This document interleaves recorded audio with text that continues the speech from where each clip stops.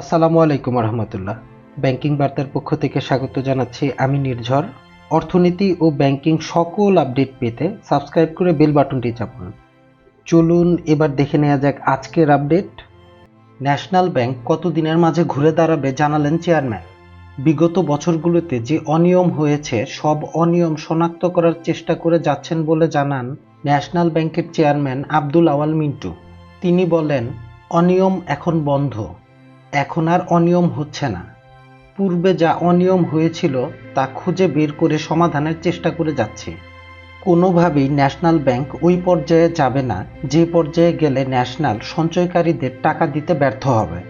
National bank ২-৩ মাসের মধ্যে সকল সংকট কাটিয়ে উঠবে ইনশাল্লাহ। রাজধানীর বাংলা মোটরে ন্যাশনাল ব্যাংক লিমিটেডের প্রধান কার্যালয়ে ব্যাংকটির সার্বিক অবস্থা ও অগ্রগতি নিয়ে এক সংবাদ সম্মেলন অনুষ্ঠিত হয়। এ সময় সাংবাদিকদের বিভিন্ন প্রশ্নের উত্তরে এসব কথা বলেন আব্দুল আওয়াল মিন্টু। তিনি আরও বলেন, কোনো অনিয়ম যেন না হয় সেজন্য বেশ কিছু কমিটিকে দায়িত্ব দেওয়া হয়েছে। আমরা ইন্টারনাল ও এক্সটার্নাল অনেক অডিট টিম গঠন করেছি সংকট কাটিয়ে ওঠার জন্য। এ সময় উপস্থিত ছিলেন ন্যাশনাল ব্যাংকের vice chairman Moazzem Hossain, doctor Melita Mehjabin সহ ব্যাংকটির উচ্চ পর্যায়ের কর্মকর্তারা।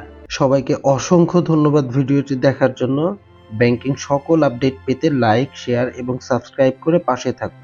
দেখা হবে পরবর্তী কোনো ভিডিওতে। সে পর্যন্ত সুস্থ থাকুন, ভালো থাকুন। আসসালামু আলাইকুম রহমতুল্লাহ।